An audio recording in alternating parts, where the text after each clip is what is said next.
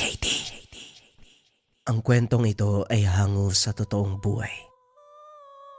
Mula ito sa isa nating kabayan na itago na lamang natin sa pangalang Tunying.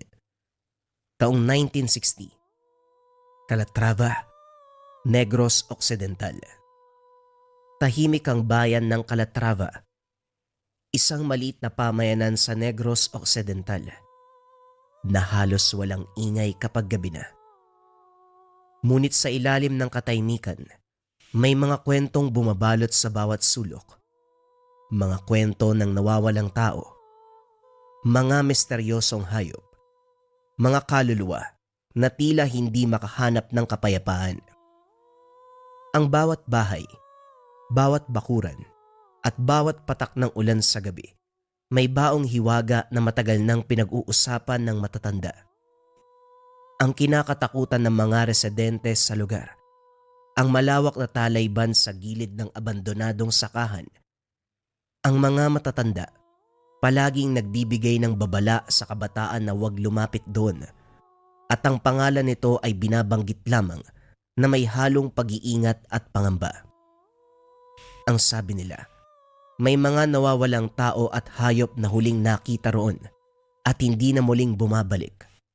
Parang nilamon ng dilim ang sinumang matapang na pumapasok. Ngunit para sa mga kabataan, lalo na sa 5 kaibigan na mamamasyal sa bayan, ito ay mga istorya lamang na pangtakot sa inosenteng isipan, mga alamat na may halong katotohanan at imahinasyon. Para sa kanila, ang talayban ay isa lamang ordinaryong damuhan na may kakaibang reputasyon. Wala silang ideya na ang kanilang pagbisita, hindi simpleng paglalakbay lamang. Ito ay simula ng isang karanasan na tatatak sa kanilang alaala habang buhay. Isang karanasan na magpapatunay na ang mga kwento ng bayan ay may halong realidad. Ang gabi ay tahimik at malamlam, ngunit habang lumalapit ang kabataan sa talayban, naramdaman nilang malamig ang simoy ng hangin na dumadampi sa kanilang mga balat at isang kakaibang aura na parabang may nagmamasid sa bawat galaw. Sa kabila ng paulit-ulit na babala ng matatanda at ng masamang kutob sa loob ng kanilang dibdib, nagpatuloy sila. Dala nila ang kuryosidad, ang kaunting kayabangan ng kabataan at ang paniniwala na ang lahat ng ito ay mga katang-isip lamang. Akala nila sa loob ng ilang minuto, matatapos ang kanilang paglalakbay, magpapatawa at mag-uwi na lamang ng isang ordinaryong kwento ng kabataan. Ngunit hindi nila alam na sa bawat paglapit nila sa makapal na talayban, unti-unti silang lulubog sa isang mundo na puno ng misteryo at panganib, kung saan ang dilim ay may buhay.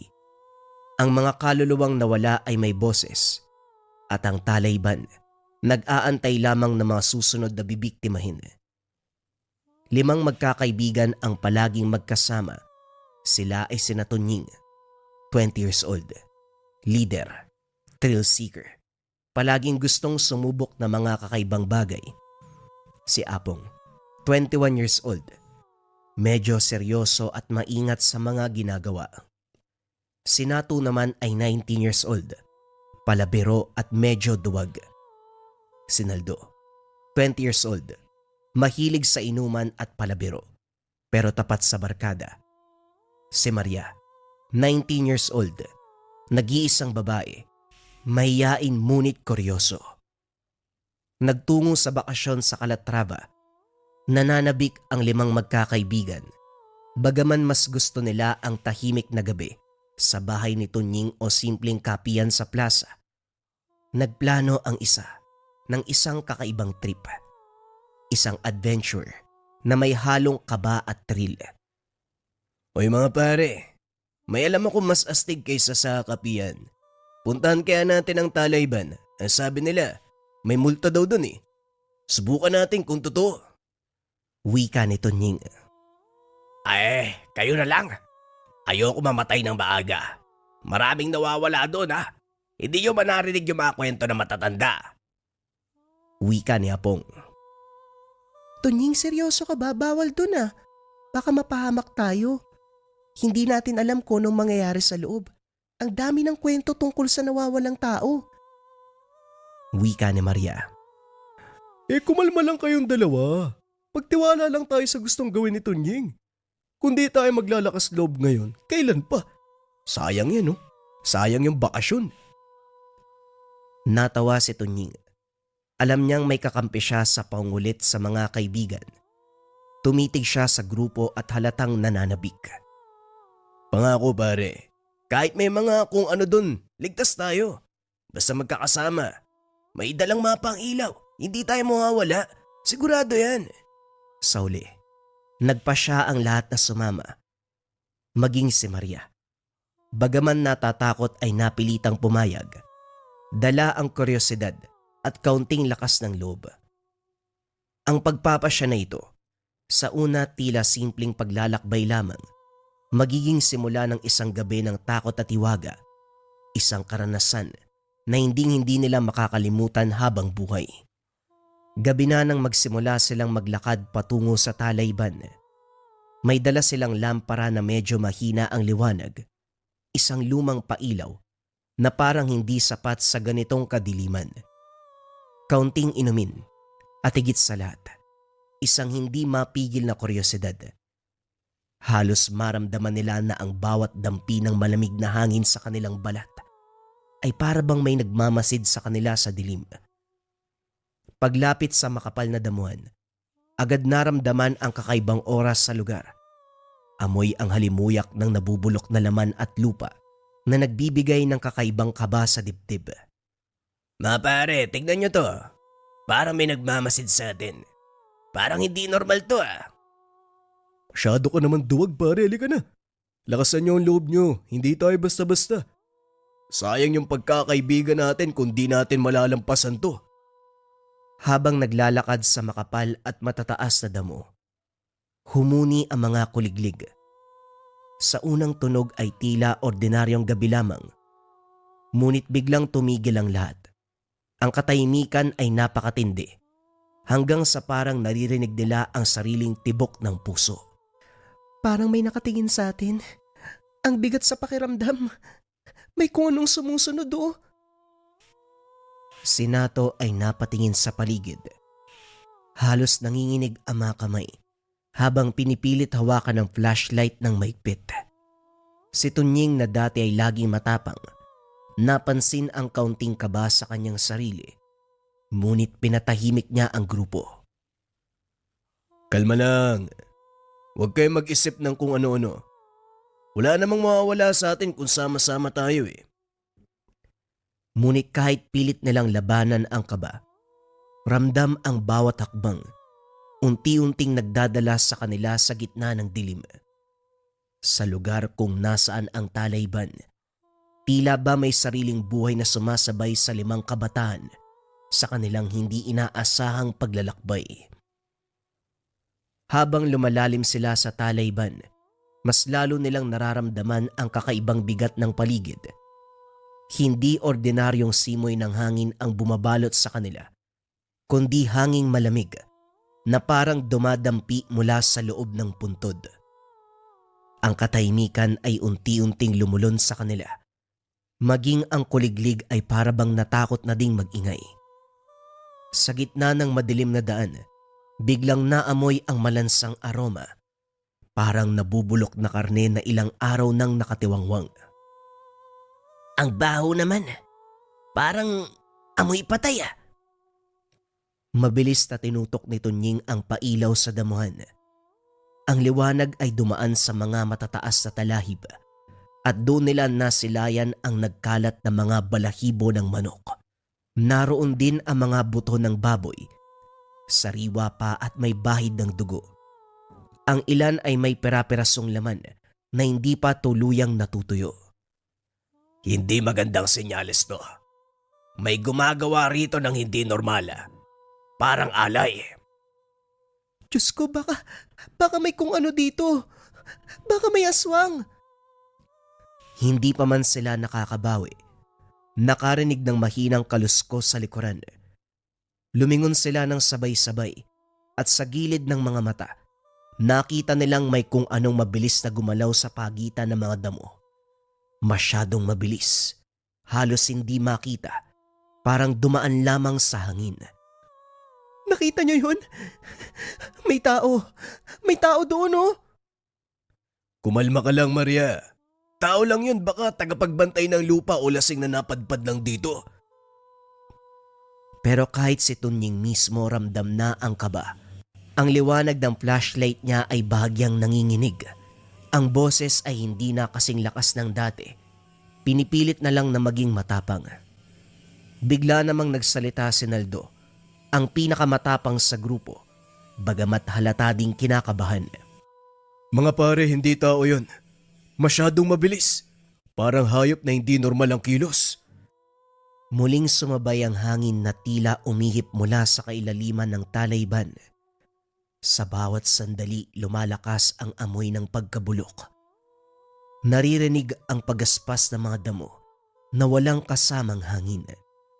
Dahan-dahang naglakad si Apong palapit sa isang kumpol ng damo habang hawak ang isang patpat na napulot niya. Tignan nyo, parang may nakatago dito. Paglapit niya, biglang may umalulong na aso mula sa hindi kalayuan. Mahaba, matinis at galing sayop na gutom. Lahat sila ay napatalon sa gubat. Ano ba yan? Nakakatakot na dito ah. Umuwi na tayo. Hindi na biro to, Tunying. Ngunit bago pa sila makagalaw, muli nilang nasilayan ang mabilis na aninong dumaan. Parang isang maliit na taong nakayuko. Hindi normal ang lakad. Sandali lang itong nagpakita bago nawala muli sa likod ng matataas na damuhan. Hindi tao yun. Hindi tao yun. Si Tunying ay napalunok. Ramdam ang malamig na pawis sa kanyang likod. Kahit siya na ang nag-aya, unti-unti nang bumibigay ang tapang. Sa loob ng isipan, alam na may mali. May nakatira sa talayban na hindi dapat makita. Ilang minuto pa ang lumipas habang pilit nilang nilalakasan ang kalooban. Isang mahina at malungkot na iyak ang biglang umalingaw-ngaw. Isang mapaghiganting iyak ng isang babae. Hindi nila mawari kung malapit ba ito o malayo dahil para bang umiikot ang tunog sa paligid ng talayban. May umiiyak. Parang babae. Nagkatinginan silang lahat. Walang gustong maunang kumilos. Ngunit sa bandang huli, unti-unti silang lumapit. Dala ng flashlight at kaba sa kanilang dibdib. Sa bawat hakbang mas lumilinaw ang iyak. Kumahalo ang hikbi at hingal na parabang nagdurusa sa gitna ng kadiliman. Pagdating nila sa pinagmulan, bigla silang natigilan. Sa harap nila nakandusay sa lupa ang bangkay ng isang babae. Hubad, laslas ang balat, wasak ang dibdib at puno ng sugat na parabang pinagtulungan ng mabangis na hayop. Ang katawan ay maputla at sa paligid ay may bakas ng paghila. Tila ba kinaladkad siya bago tuluyang iniwanan doon. Napatras si Maria. Napasigaw ng ubod ng lakas. Diyos ko, tao, patay na siya. Halos sabay-sabay namang napalunok si Nato, Naldo, na nanginginig ang tuhod. Pre, bangkay ito. Totoo na to. Hindi na biro umalis na tayo ngayon na. Baka tayo pa mapagbintangan eh. Ngunit bago pa man sila makatalikod, isang kakaibang tunog ang sumingit sa katahimikan. Mahaba, matinis at nakakasulasok.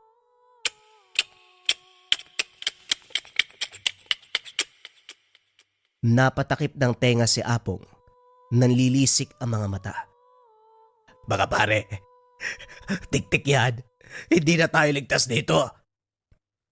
Nagkatinginan silang lahat at doon napansin mula sa itaas ng talayban. May kung anong nilalang ang gumagalaw. Mabagal. Paikot-ikot na parabang sinusundan sila. At sa sandaling yun, ramdam nilang hindi lang sila ang naroon. Mula sa pinakamadilim na bahagi ng talayban, Unti-unting lumitaw ang nilalang. Matangkad, sobrang payat na halos dikit na ang balat sa buto. Mahaba ang mga kuko, kumikislap sa ilalim ng mahina nilang flashlight. Ang mga mata ay nagliliyab na pula. Mula sa bibig, tumutulo ang malapot na dugo. Amoy panis at nakakasulasok. Bigla itong ngumisi ng nakakaloko.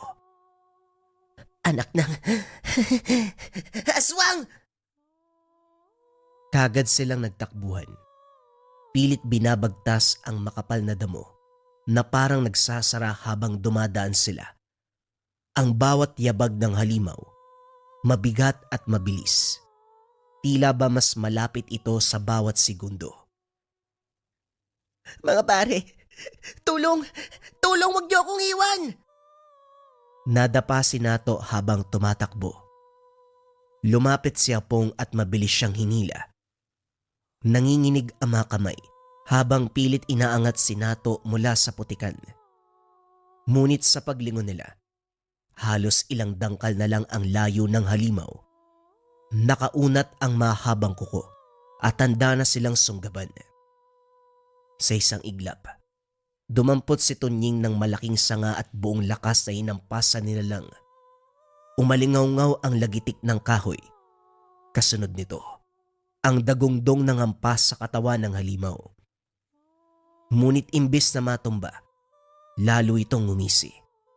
Ang mga mata ay mas lalong nagningas at mula sa lalamunan, lumabas ang paos at nakakapangilabot na boses.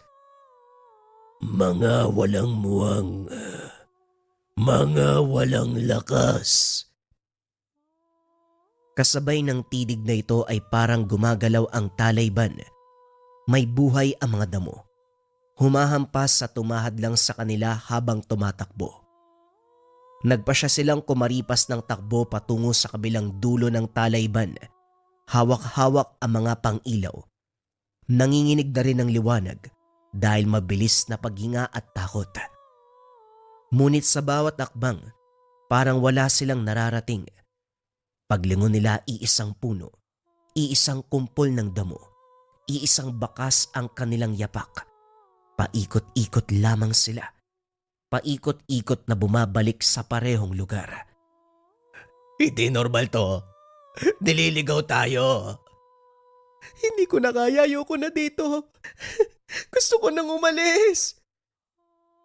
Habang lumalalim ang takot, biglang may boses na umalingaw-ngaw mula sa dilim. Hoy! Dito kayo! Bilisan niyo! Nagkatinginan ang lima. Hindi sigurado kung tutugon o tatakbo palayo. Ngunit muling sumigaw ang tinig. Kung ayaw niyong mamatay, sumunod kayo sa akin. Mula sa makapal na talayban, sumulpot ang isang matandang lalaki. Gusot ang buhok, marami ang kasuotan. Ngunit matalim ang tingin. Hawak niya ang isang itak na kumikislap sa ilaw ng buwan. Wala nang oras para magtanong. Sumunod kayo sa akin kung gusto niyong humaba pa ang buhay niyo. Nagdadalawang isip ang grupo. Ngunit nang muling marinig ang nakakakilabot na huni ng tiktik, wala na silang nagawa. Nagkatinginan sila, sabay-sabay na sumunod sa matanda, habang ramdam nila ang malamig na ihip ng hangin na parabang may nakasunod pa rin sa kanilang likuran. Dinala sila ni Mang Pilo sa lumang kubo sa gilid ng talayban. Mula sa labas halos giba na ito. Mga dingding na yari sa kawayan, bubong na pawid na may mga siwang at pintuang waring mahuhulog na lang sa kalumaan. Ngunit nang makapasok sila, bumungad ang kakaibang amoy. Usok ng insenso, tuyong dahon at balat ng kahoy na nakasabit sa mga sulok. Parang mga panangga laban sa masamang espiritu at nilalang. Sa gitna ng maliit na kubo, nakalapag ang isang lumang mesa na may mga bote ng langis, asin at mga anting-anting na yari sa buto at bakal. Doon na upo si Mang Pilo. Mabigat ang balikat at pagod ang mga mata.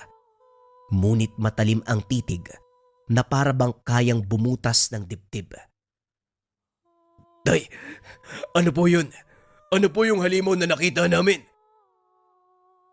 Umupo si Mang Pilo ng mabigat at saka marahang hinaplos ang kanyang balbas. Kita sa kanyang mga mata na matagal niya nang pasan ng lihim na ito at ngayong gabi lamang niya muling haharapin. Mga bata, ang tunay na pangalan ko ay Felipe, pero Pilo ang tawag sa akin dito. Ako ang huling bantay ng baryo. Matagal nang may mga halimaw dito. Mga apo ng mga aswang na naglipa na sa bundok. Kapag nagugutom sila, bumababa sila dito.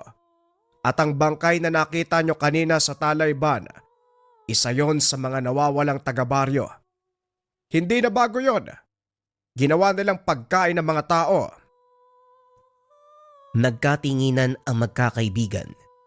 Nanginig si Maria. Halos hindi makapagsalita. Ibig sabihin po, hindi lang pala kwento yung mga nangyayari dito. Tumayo si Mang Pilo. Doon nakita ng mga bata ang mahabang peklat na tila bakas ng matinding labanan. Hindi ito basta-basta kwento lamang. Bata pa ako nung una kong makita ang mga nilalang na yon. Kundi dahil sa tapang ng aking ama, wala na ako ngayon dito. Baka namatay na ako. Siya ang unang bantay at nang siya'y pumanaw, akong humalili. Akala ng marami katang-isip lang ang lahat ng ito. Pero ngayong gabi, kayo mismo ang testigo. Napalunok si Naldo. Pilit nagtatapang-tapangan kahit nanginginig ang mga kamay. Tay Pilo, kung ganyan pala kalakas ang mga halimaw, paano tayo lalaban? Hindi nagsalita si Mang Pilo. Tumalikod siya. Dinampot mula sa dingding ang isang lumang itak na halos kumikislap sa ilalim ng ilaw ng gasera. Matagal niya itong hinawakan na para bang binabalikan ang nakaraan bago magsalita. Kung hindi nyo kayang lumaban, mamamatay kayo. Pero kung sasama kayo sa akin, baka may pag-asa pa. Ang tanong, handa ba kayong harapin ang gabing ito? Katahimikan ang bumalot sa lahat, na para bang humaba ang bawat segundo. Ramdam nila ang bigat ng mga salita at lalo nilang nararamdaman ang kilabot ng biglang dumampi sa hangin ang isang tunog. Mahina, pero malinaw.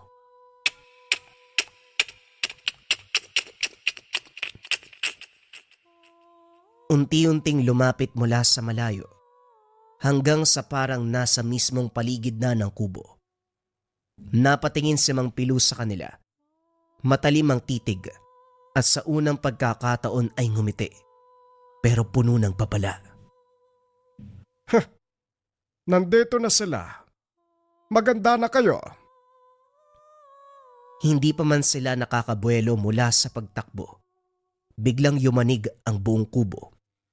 Unay mahina lang, pero kalaunan ay parang malakas na lindol na halos ikabuwal nila. Ang mga dingding na yari sa kawayan ay umuugong. Ang bubong na pawid ay tila gustong maghiwalay. Tay Pilo, baka po pumasok sila dito.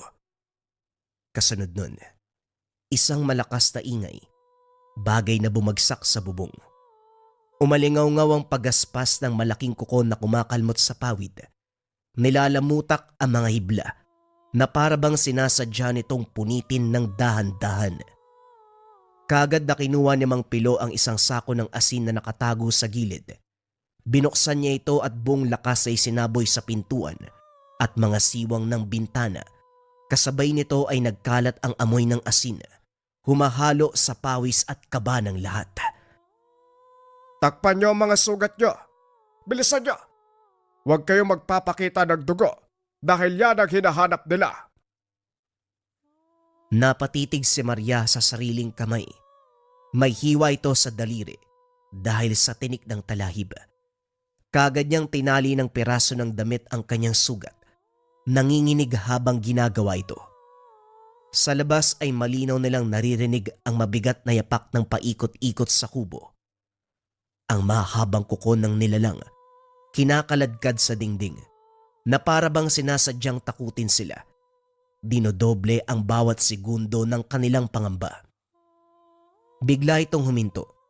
Tahimik. Nakakabinging katahimikan ng bumalot na para bang nawala ito. Wala na yata. Isang malakas na hampas ang bumagsak sa bintana. Umuga ang buong kubo. Narinig nila ang tinig ng halimaw. Malalim, pero puno ng galit. Hindi kayo ligtas. Lalabas din kayo. Labas. Uubusin ko ang laman ninyo. Bawat salita nito ay tila gumagapang sa kanilang laman. Dumidikit sa kanilang buto. Si Maria ay napahawak sa tenga. Pilit na isinasara ang tenga upang hindi marinig ang hindi kaaya-ayang tunog. Habang si Naldo, napaupo na lamang sa isang sulok, nanginginig at walang masabi. Muli nilang narinig ang pagkaliskis ng kuko. Pero ngayon, mas mabilis at mas marahas. Tila binabasag na ang dingding. Ang mga kawayan ay unti-unting bumibigay. Ang mga anino sa labas ay gumagalaw kasabay ng ilaw ng gasera. Huwag kayong matakot. Yan ang gusto niya. Labanan niyo ang takot niyo dahil kapag bumigay kayo, mas madali kayong mahuhulog sa bitag. Ngunit kahit anong tibay ng boses ni Mang Pilo, hindi may tatanggi ang takot na dumadagungdong sa dibdib ng lahat. Sa labas, muli na namang nagsalita ang halimaw. Ngayon ay mas malapit. Parang nakadikit mismo sa pader. Naaamoy ko. Naaamoy ko ang dugo ninyo. Kasabay nun, bigla na lang may mahaba at matalim na kuko ang tumagos sa dingding. Halos tumama sa mukha ni Apong. Napasigaw siya. Sabay umatras ang lahat. Halos mabuwal sa loob ng maliit na kubo. Ilang minuto lang, unti-unting humina ang mga yabag. Alam ni Mang Pilo na ito na ang pagkakataon. Pinatay niya ang gasera sa loob ng kubo at iniwanan silang lahat na nasa dilim. Tanging liwanag ng buwan ang sumisilip mula sa siwang ng pawid. Kung tatakbo lang kayo, mamamatay kayo. Pero kung lalaban tayo, may pag-asa pa.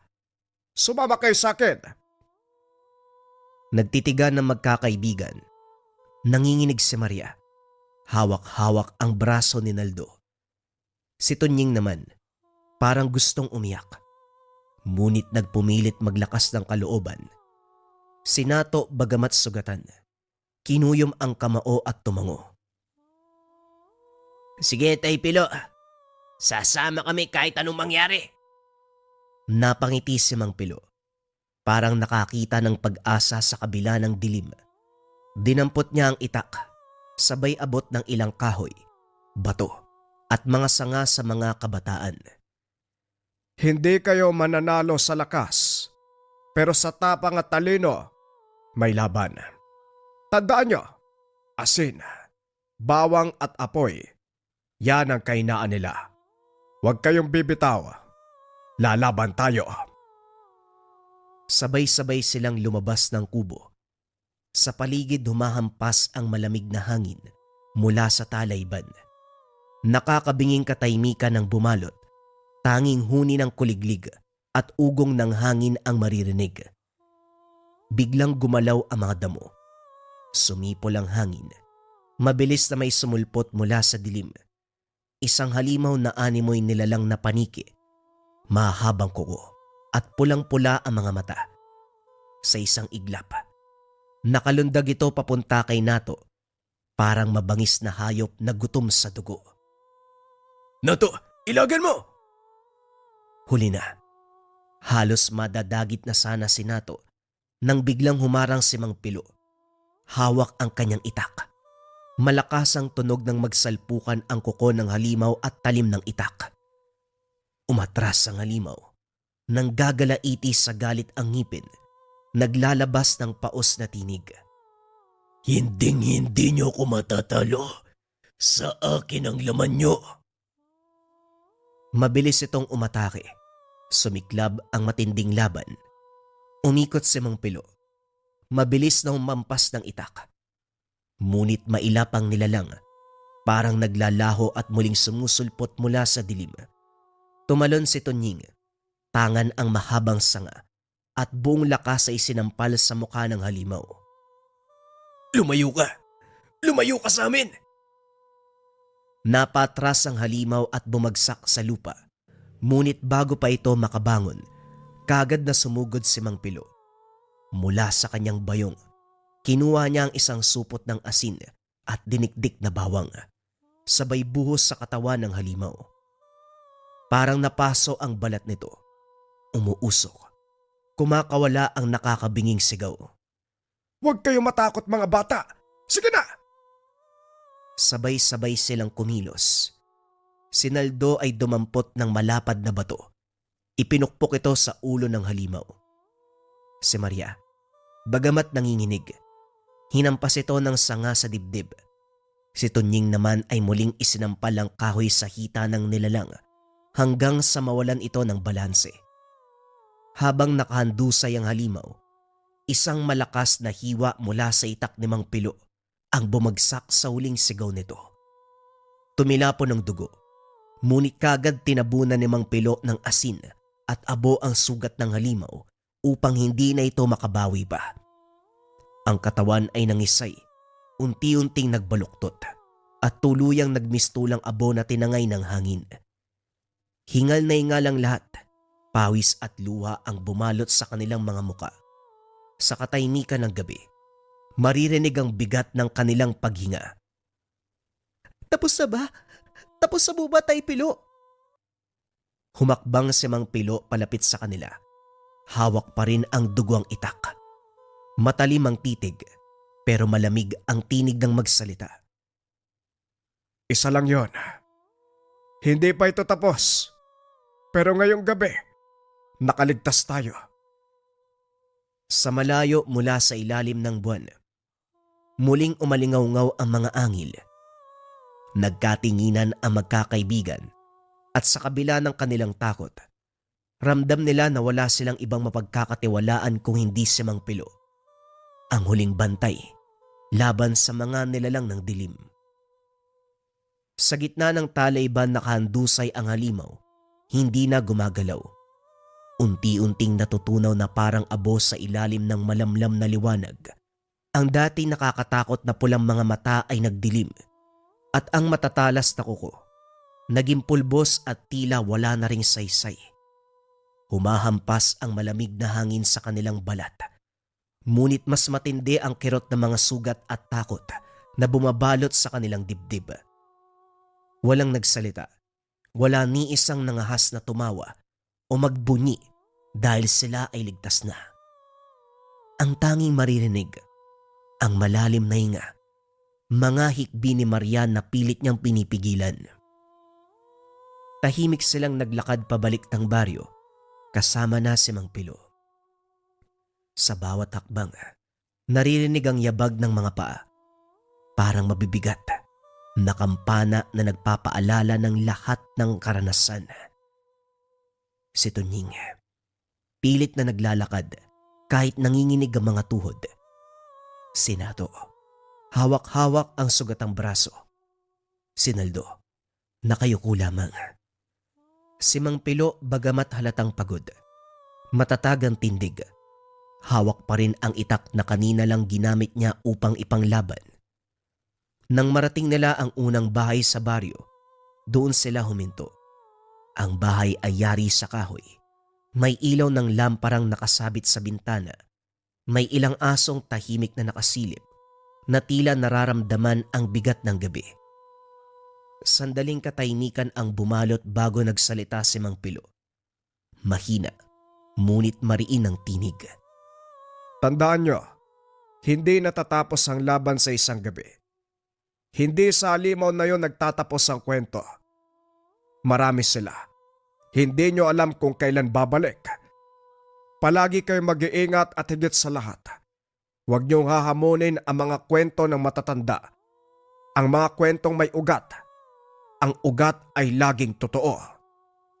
Nagkatinginan ang magkakaibigan. Ang tapang na kanina'y nagdala sa kanila sa talayban, napalitan ng kaba, bigat, at matinding pagsisisi.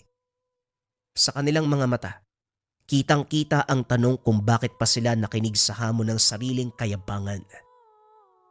Tahimik na pumatak ang luha ni Maria. Lumapit si Tonying, marahang hinawakan ang kamay niya. Pasensya ka na. Pasensya na kayong lahat. Hindi ko na uulitin. Walang sumagot.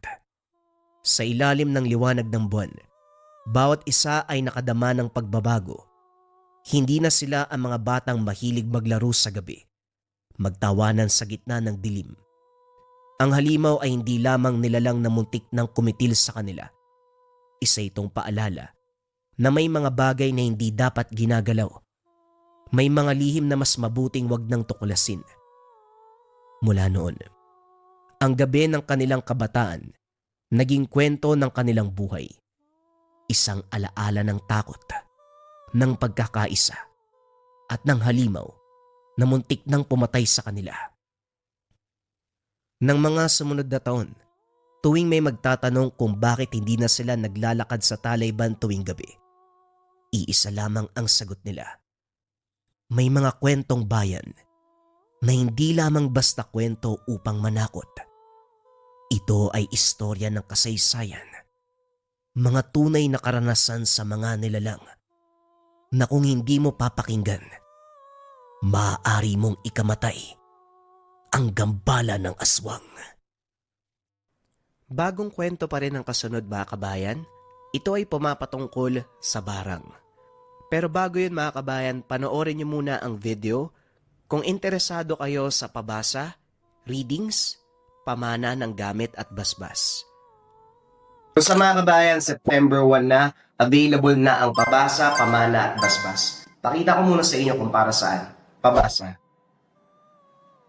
Pamana. Basbas.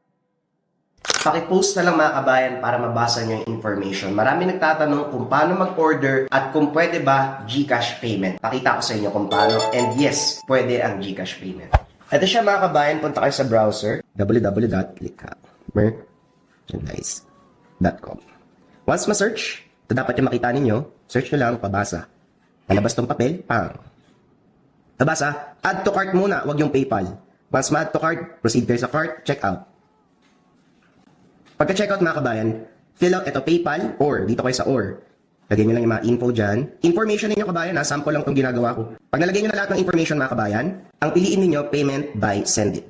Then pay now. Ganito yung lalabas kapag ka pay now. Pipili kayo ngayon kung anong gusto nyong pambayad. Pwedeng Cebuana, LBC or GrabPay, Maya, GCash. So GCash na lang mga kabayan, then lagay ninyo yung mga information ninyo.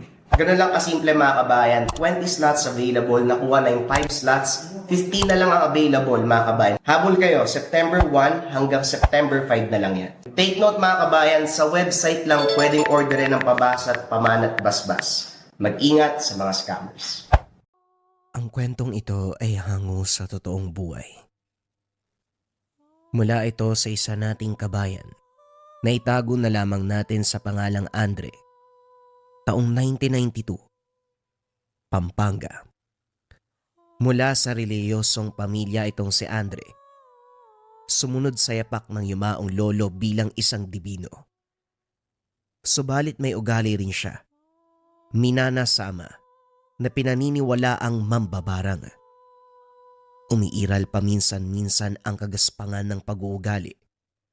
May tuturing na pinakamalakas dahil taglay din ang pamana ng lola na isang manggagamot. Parehong mataas sa katungkulan ng yumaong ninuno at hindi kailanman natatakot sa panig ng kaliwa. Anumang uri ng kapamakan, nakahandang sungin. Sa pagtungtong ng edad na 30, si Andre na lamang ang naiwan na mag-alaga sa nakababatang kapatid. Si Ana 20 taon, si Amber 18 taon. Parehong nakapagtapos ng kurso pero hindi nakapasa sa board exam. Nagtsatsaga na lamang sa minimum na sahod sa isang hasyenda sa Pampanga. Kaklase ni Ana ang anak ng may-ari, kung kaya't madaling nakapasok. Magaan ang trabahong binibigay sa kanila dahil mga babae. Sa takot na baka mapano ang mga ito, kung hahayaang lumipad sa Pampanga ng sila lang, tinalikuran ni Andre ang buhay sa Cebu para sumama. May kaunti ding ipon na saktong pinambayad sa tinutuloyang paupahan. Ang mga kapatid ang nagtatrabaho, siya naman ang naiiwan sa bahay para magluto, maglaba, maganda na mga gamit nila. Kung tutuusin, baliktad ang sitwasyon dahil dapat lalaki ang nagtatrabaho. Kaso hanggang elementarya lamang ang tinapos ni Andre. Ikalawang baitang lamang. Sakto lang na makilala ang letra sa alpabeto at makapagsulat ng pangalan. Kapos sa buhay nung araw, kaya imbis na sa paaralan, sa paghahanap buhay nakatuon ang atensyon. Sumasama sa lola na manggagamot sa iba't ibang lugar. Tumutulong din sa lolo kapag may gawain, katulad ng panunugis ng masasamang elemento. Nang tumagal sa Pampanga, napansin ni Andre na merong umaaligid sa mga kapatid. Bagay na hindi niya nagustuhan dahil dakilang drug lord ang lalaki. Idagdag pa ang edad na nasa 40 taon, nagkagusto kay Ana. Kay Amber naman, nagpapatakbo ng ilegal na pasugalan, edad 30 taon. Nang matunogan ito, hatid sundo ang mga kapatid. Haharangin ang mga delivery boy na maghahatid ng regalo mula sa matatandang manliligaw. Kapag siya ang makakatanggap, diretso kaagad sa basurahan. Isang gabi, sa mismong inupahan dumating ang manliligaw ni Amber. Magara ang kasuotan, formal na formal kung titignan. Pinarada ang magarang kotse, meron pang 3 tagapagbantay. Hindi pa nakauwi ang mga kapatid sa oras na yun, kung kaya't siya ang humarap. Magandang gabi sa'yo pare. Nandyan ba si Amber? Aakyat sana ako ng ligaw eh. Wika ni Tisoy. Akyatin mo mukha mo. Hoy, ang tanda mo na. Huwag mo nang guluhin yung kapatid ko. Baka hindi kita matansya. Wika ni Andre na ikinagulat ng lalaki. Sandali nga, magkapatid ba talaga kayo? Si Amber makajos ang asal eh. Pero ikaw boses demonyo ka agad. Pare, malinis ang intensyon ko sa kapatid mo. Hayaan mo kung ialay ang pag-ibig ko sa kanya. Huwag kang mag-alala. Mapapabuti siya sa mga kamay ko. Alagaan, mamahalin. Ibibigay naman ang gustuin niya. Nagiging masama lang ang ugali ko kapag ganun din ang karap ko. Hoy, kriminal ka. Dahil nagpapatakbo ka ng ilegal na pasugalan. Sakop mo Maynila. Ika nila, madalas ka ring napapaaway. Naglalasing at higit sa lahat, ang dami ng babaeng dumaan sa'yo. Tapos ngayon gusto mong ligawan yung kapatid ko. Eh kung tayo na lang yung magligawan, tignan natin kung sino magtatagal. Binunot ni Andre ang itak para takutin ang mga ito. Kaso bumunot din ng baril ang mga tauhan. Pare naman, masyado naman yatang mainit ang ulo mo. Ikaw tong nagamon, pero sa bunutan pa lang ng armas talo ka na. Anong laban ang itak mo sa bala na mga tauhan ko? Kung ako sa'yo, mabuti pang pumayag ka na lang para maiwasan natin ang mga bagay na, alam mo na. Sa narinig nagpantig ang tenga ni Andre. Kagaya ng sinabi, mag-iiba ang ugali niya kapag tungkol sa kapatid. Masyadong matigas ang mga ito. Nakuha pang pumasok ng tahanan. Ginamit na ng binata ang tinatagong kakayahan. Nag-usal ng buhay na dasal. Layo nitong himukin ang isipan ng patutungkulan upang gawa ng masama ang kapwa. Tumama ito sa isa sa mga tauhan. Kagad nagkagulo ng pabigla-biglang sumuntok. Hindi madadaan sa awat dahil sinigurado ng binata na sasagad ang gagawin nito. Matapos maitumba ang kapwa tauhan, Ang amo naman ang binalingan. Kumaripas ng takbo, sumakay ng sasakyan sabay harurot. Kinalas ng binata ang dasal. Nagbalik ulirat ang tauhan na kaagad naguluhan sa naganap. Inutusan nito ni Andre na iuwi ang mga kasama. Tumalima naman dahil sa takot. Sinundan na lamang ito ng tingin. Sakto ding dumating ang mga kapatid. Nagtatanong kung bakit makalat ang paligid. Madali naman siyang nakagawa ng rason. Pero muling nasagad ang galit nang banggitin na nakasalubong ang sasakyan ni Tisoy, ang manliligaw. Kuya, pumunta ba dito si Tisoy? Parang sasakyan niya yung nakasalubong namin eh. May dala ba siyang regalo? Wika ni Amber. Kung iuntog kaya kita. Kapag talaga ganito ang usapan, kumikinang yung mga mata nyo. Dukutin ko yan eh. Nagbibiro lang. At saka, kagustuhan naman ni Tisoy na manligaw ah.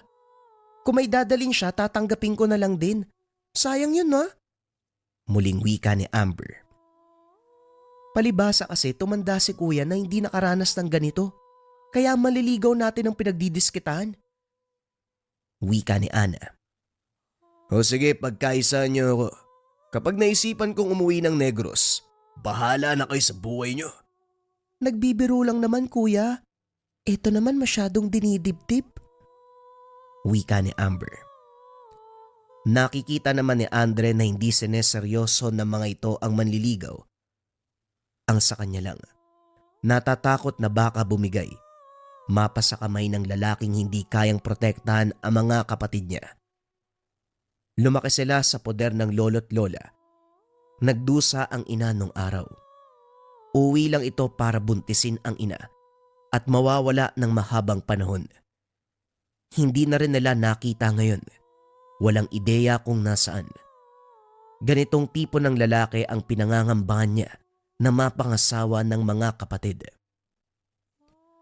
Kinabukasan, manliligaw naman ni Ana ang nagpakita. Ganun pa rin. Magara ang sasakyan. Sosyal ang pormahan. May dalang regalo at pagkain na nagkakahalaga ng 1,000. Sa mukha pa lang mahuhulaan na kaagad na mayaman. Magandang lalaki. Seryoso. Handang panagutan ang nililigawan. Ang problema, may kakaiba sa pagkatao nito na hirap matukoy ni Andre. Yung bang sa matagal na pagtititigan, masasabing merong tinatago. Alam ko mas matanda ako, pero hindi kita tatawaging iyo. O namang tawag sa mas nakakabata. Huwag mong masamay ng pagpaparito ko. Alam kong alam mo na ang tungkol sa akin. Nanliligaw ako sa kapatid mo eh. Naisip ko mamanhikan sa ganitong paraan upang formal kang makilala. Inabot ang kamay upang makipagkamayan, pero hindi ito tinanggap ni Andre. Ikaw, Diego, nagbebenta ka ng pinagbabawal na gamot. Labas-pasok ka sa kulungan. Marangal na babae ang kapatid ko. Hindi ka ba nahihiya na pangarapin siya sa pagkatao mong yan? Maayos at mamahalin ang suot mo. May tsura ka rin pero hindi may kakaila ang katayuan mo sa buhay. Isa pa, doble ang agwat ng edad nyo. Huwag ka na magsayang ng oras. Hindi ako papayag na manligaw ka sa kapatid ko. Nagtitigan sila. Sinamantala ni Andre ang pagkakataon na mabasa ang katauhan nito. Kaso nga lang, parang may alam din sa lihim na karunungan. Malakas ang depensa nito sa espiritual na usapan. Sinubukan ni Andre na gamitin ang turo ng yumaong lolo. Bumigkas ng dasal sa isipan upang mabasag ang proteksyon. Kaso nga lang hindi natinag. Kagad duminto nang mapansin ng lalaki ang ginawa. Igagalang ko ang pagpapasya mo. Pero hindi pa rin ako titigil sa pagpaparamdam sa kapatid mo.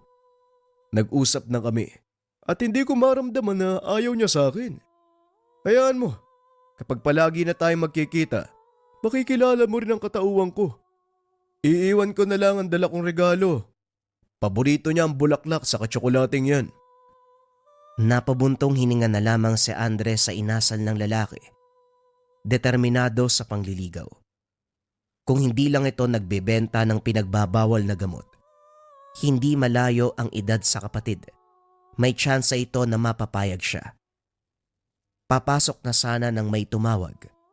Sa pagkakataong ito, isang lalaki na hindi katangkaran. Malaki ang polo at pantalon. Halos takpan ng kwelyo ang leeg. Hindi rin kagwapuan dahil sa malalaking mga mata. Ilong na pango, nakalabas ang isang ngipin, at higit sa lahat, mabaho. Ito si Jose, nangungulekta ng kalakal, kaso nga lang sa gabi. Magandang gabi, Andre. Gusto ko sanang magpaalam sa'yo. Narinig ko ang usapan niyo ng lalaki. Ayaw mo sa taong may ilegal na negosyo. Malaki ang agwat ng edad. 25 anyos pa lang ako. 5 taon lang ang tanda kay Amber. Hindi sangkot sa anumang ilegal na gawain. Marangal na mangangalakal. At higit sa lahat, taus-pusong mag-aalay ng pagmamahal. Nagbabaka sakali lang, napayagan mo kung ligawan si Amber at saka hindi nagawang tapusin ni Jose ang pagsasalita nang batuhin ng sinibak na kahoy, panay ilag upang makaiwas. Ang dami ko lang iniisip. Dumagdag ka pa. Pwede ba tantanan mo muna ang pamilya ko? Baka kasi hindi kita matansya. Umalis ka na nga. Napabuntong hininga si Andre. Hindi magawang kumalma dahil sa galit. Sinipa ang mga gamit sa bakuran. Saka lang tumigil nang dumating ang mga kapatid. Kagad nagdahilan, kaso nahuli nang makita ang iniwang regalo ni Diego. Kinuha ito ni Amber at pinasok sa loob. Hindi na rin niya inawat dahil nakitang masaya ang kapatid. Habang tuwang-tuwa na kumakain ng tsokolate ang mga ito, nakatingin siya sa sulok. Napailing na lamang nang maramdaman na gusto ng kapatid ang lalaki. Ay nako, magkakagusto na nga lang sa ganong klase ng tao pa. Pagtapos nun, gabi-gabi na kung dumalaw si Diego, kung ano-anong regalo ang bitbit. Tama din ang sinabi nito, na kapag napapadalas ang pagkikita, makikilala ang pagkatao kagaya ngayon. Unti-unting naging malinaw kay Andre na may kaalaman sa lihim na karunungan ang lalaki. Mataas ang bakod nito sa sarili na hindi kayang tupukin ng mababang uri ng orasyon. Nang magkaoras, dali-daling inusisa. Diego, mag-usap nga tayo sandali. Gusto ko lang linawin kung sino ka ba talaga. May nararamdaman ako sa'yo eh. Marunong ka sa lihim na karunungan. Anong klaseng nilalang ka? Mabuti naman napansin mo. Binaba ko ng kaunti ang pananggalang para mabasa mo. Napansin ko na sumubo ka nung nakaraan eh. Wag mo ring isipin na ginagawa ko to para magpalakas sa'yo ha. Sadyang ganito lang talaga ang pagkatao ko. Huwag na tayo magkaila. Mula ako sa pamilya na mambabarang. May malalim akong kalaman sa lihim na karunungan. Hindi ba ikaw rin?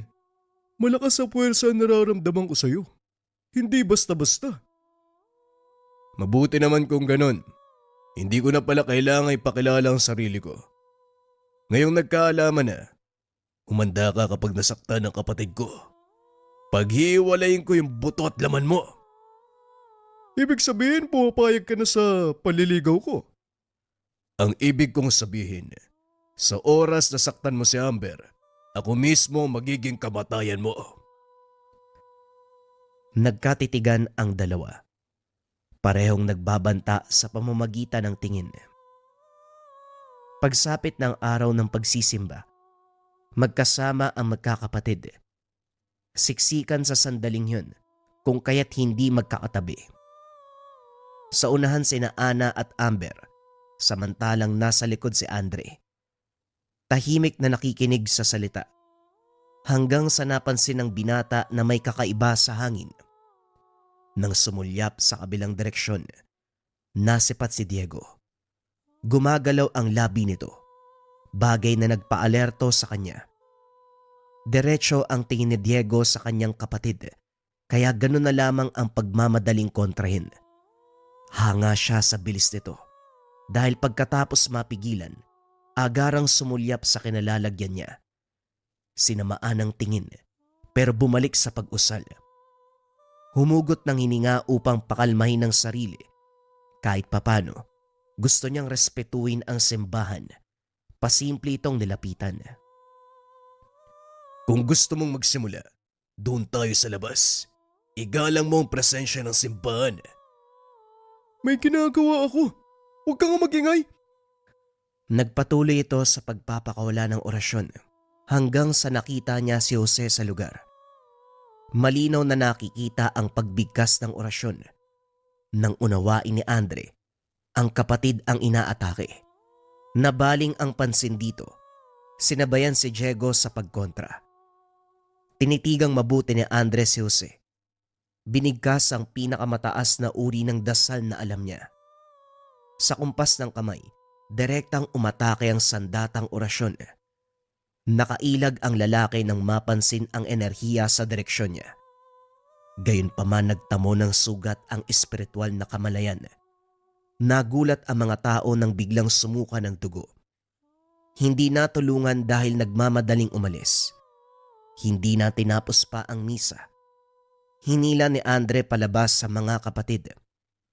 Hindi nagtanong ang mga ito dahil kapag kakaiba ang kilos niya, nauunawaan na ang ibig sabihin. Pagdating sa tahanan, sinuri ang kalagayang espiritual ni Amber. Ipinatong ang palad sa ulo, habang ang kabilang kamay ay nasa pulso. Sa kabutiang palad wala namang napinsala. Hindi rin nakapasok ang atake ng kalaban. Kuya, ano bang nangyayari? Hindi pa tapos yung misa pero umuwi na tayo. Ngayon naman sinusuri mo ko. May kinalaman ba to sa nangyari sa simbahan?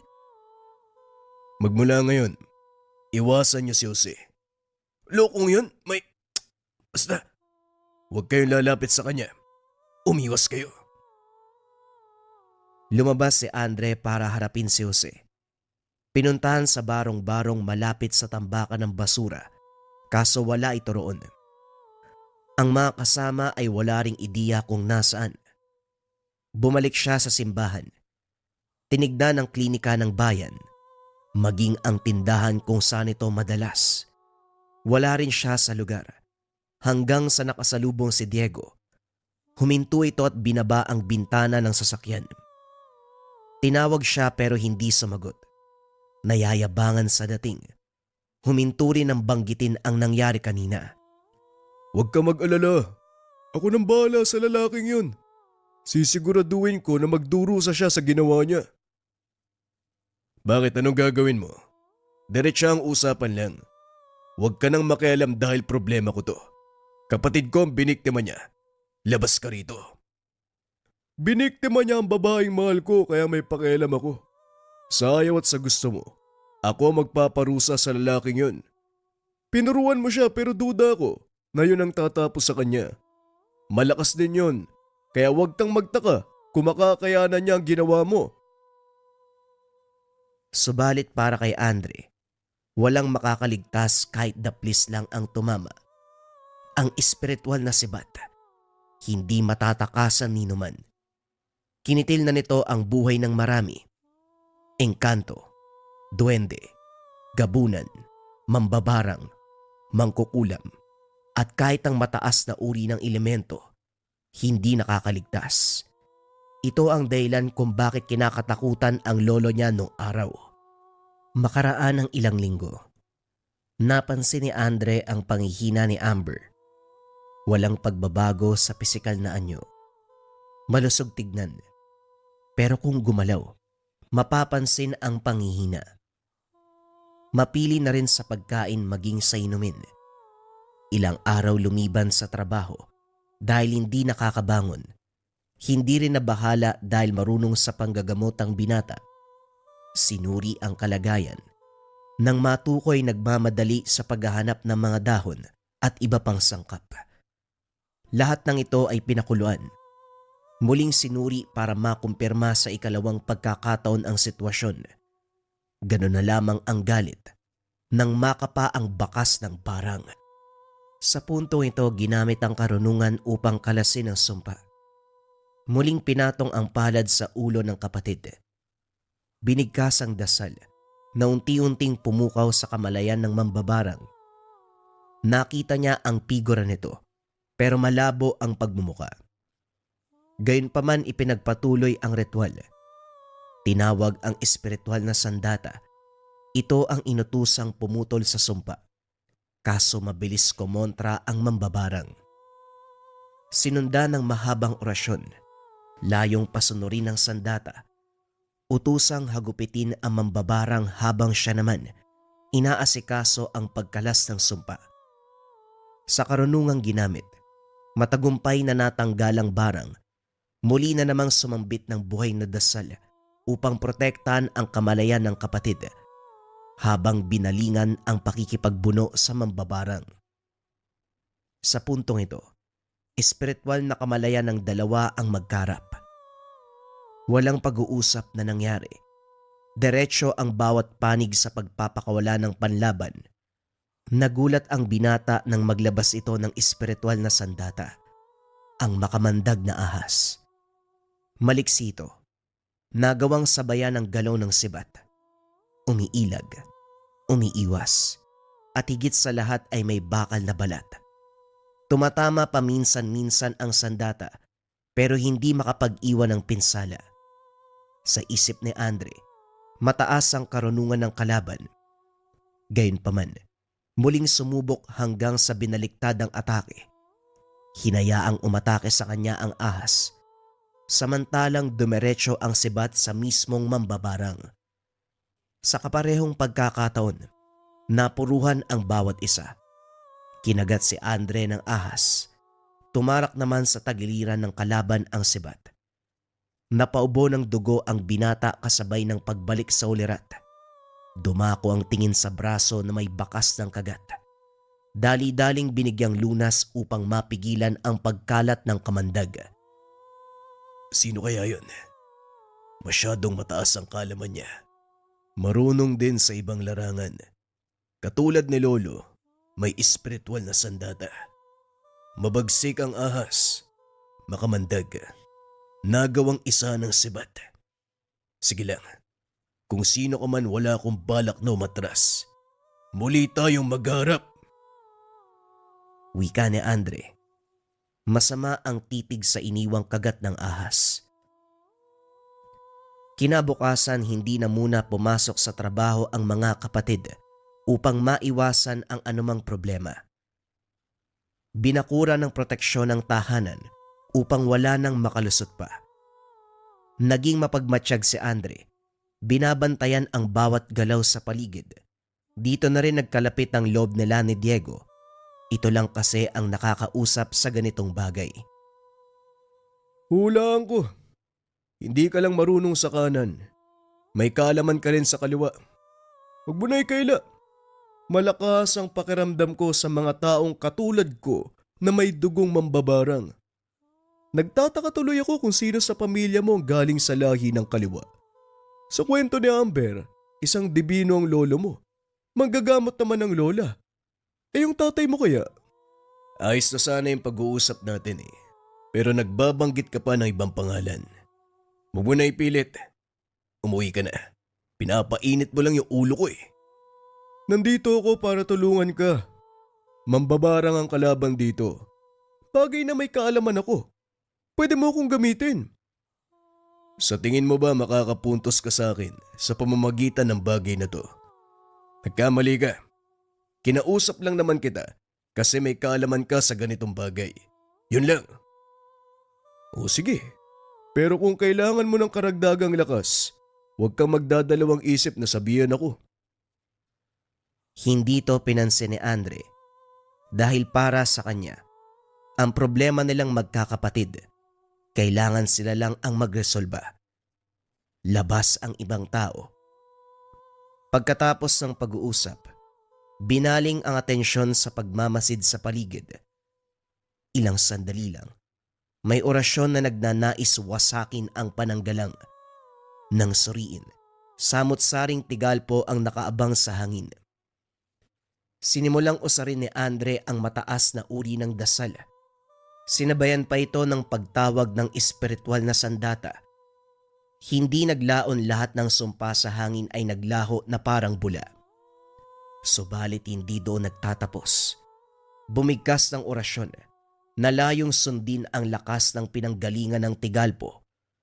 Direktang bumaon ang sibat sa taong nasa likod nito. Sa pagsambit ng panapos, natapos din ang buhay. Dahil dito hindi mapalagay si Andre, walang tulog umaga't araw. Matyagang binantayan ng paligid. Hindi naglaon sunod-sunod ang pag-atake ng Tigalpo. Sa kabutiang palad hindi nakapasok dahil sa pinagtibay na pananggalang. Kaso naisip ng binata na mas mabuting umalis na sa lugar bago pa may mangyaring mas malala. Sakto lang na nakapag-impake. Malakas na orasyon ang sumira sa bakod. Gulat na napalingon si Andre nang maramdaman ang enerhiya. Walang pinagkaiba sa taglay ng yumaong ninuno. Dali-daling lumabas, nasipat sa madilim na bahagi si Jose. Kumaway pa bago malis. Sinundan kaso hindi na naabutan. Ngayon malinaw kay Andre kung sino ang kalaban. Binago ang plano. Hindi umalis sa lugar sa balak na harapin si Jose. Nagtatago ka lang pala sa katauhan bilang mangangalakal. Ang totoo, mataas ang alam mo sa karunungan. Kung alam ko lang na ganyan ka kadelikado, sana pala umiwas na kami. Nakipagkaibigan ka pa. Hayop ka! O ano, hindi mo na ba kaya? Hayaan mo na kasi akong tumulong. Ito, gamitin mo. Pagsabayin ng dibinong lakas at dugo ng mambabarang. Siguradong walang kawala ang kalaban mo sa ganyang pamamaraan. Napalingon si Andre nang magsalita si Diego. Nag-abot ito ng bayong na naglalaman ng isang uri ng tangkay. Merong orasyon na nakasulat. Kilala niya ang simbolo dahil may nakalaban ang yumaong ninuno nung araw. Alam niya ang taglay nitong lakas kung kaya't napangiti. Kaso nga lang, kinakailangan mag-intay ng tamang araw at oras upang gumana ng maayos ang ritual. Lumipas muna ang ilang araw bago ito nagawa. Sa pagsapit ng takip silim, sinimula ng ritual. Si Diego ang gumamit ng pambabarang. Hinanda ang lahat ng kakailanganin. Si Andre sa kabilang banda. Nakahanda na rin sa pagsugod. Ang binata ang nakatalaga sa pagbukas ng portal patungo sa espiritual na kamalayan. Mabilis na tunto ng kinalalagyan ni Jose na kasalukuyang nagkakarga ng orasyon. Akma na sana itong magpapakawala ng sumpa. Subalit naudlot ng mabaling ang atensyon, kagad siyang dumepensa. Sa udyat ni Andre, sinimulan ni Diego ang ritual ng barang. Aatake ito sa katawan ni Jose. Sinabayan naman ng atake ng binata na layong sumugod sa espiritual na kamalayan. Sa puntong ito, aktwal na nagsimula ang laban. Sinigurado ni Andre na hindi makakalabas sa espiritual na dimensyon ang pinakawalang orasyon ng kalaban para walang mapinsalang inosente. Sinundan nito ng pagtawag ng espiritual na sandata na kaagarang umatake. Kaso muli na namang humarang ang makamandag na ahas. Tinamaan ito at napuruhan. Muling umusal ng dasal at ang sandata'y sumugod kay Jose. Nagawa nitong makailag ng ilang ulit pero sa huli ay wala ring kawala. Bumulwak ang dugo. Kasabay ng pag-inda ng insektong ibinaon ni Diego sa katawan nito sa pamamagitan ng barang. Hindi na ito nakapalag. Hindi na nakagalaw. Sandali lang naman. Masyado kayo nagmamadali. Hindi ba pwedeng maglaro muna tayo bago ang patayan? Palibasa kapag mga bata, patayan agad ang iniisip. Nagsanib puwersa pa talaga kayo. Barang at dibino.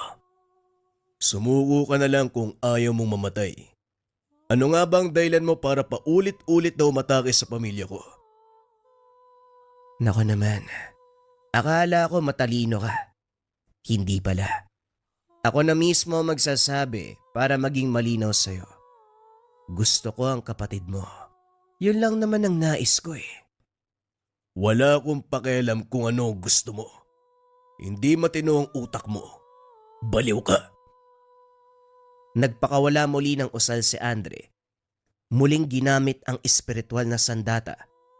Ilang ulit tumagos ang sibat. Mula sa katawan hanggang sa espiritual na kamalayan. Hindi nakapalag dahil pinagtibay ng binata ang lakas ng sandata. Isa pa, wala ring magagawa sa kadailanang hawak ni Diego ang pisikal na katawan. Unti-unting winasak ng insekto ang kaloob-looban. Butas-butas ang balat sa paglabas-masok ng mga insekto. Hindi naglaon. Tinapos ng binata ang laban sa pamamagitan ng muling pagtagos ng sibat sa puso. Bumulagta si Jose sa sariling tugo. Matapos ng kaganapan, nagkatinginan si Andre at Diego. Inabot ng lalaki ang palad para sana makipagkamayan, tanda ng pagtutulungan. Kaso hindi tinanggap ng binata. 2 beses mo nang hinindihan yung pakikipagkamay ko ah. O siya, lilinawin ko ang totoo kong pakay.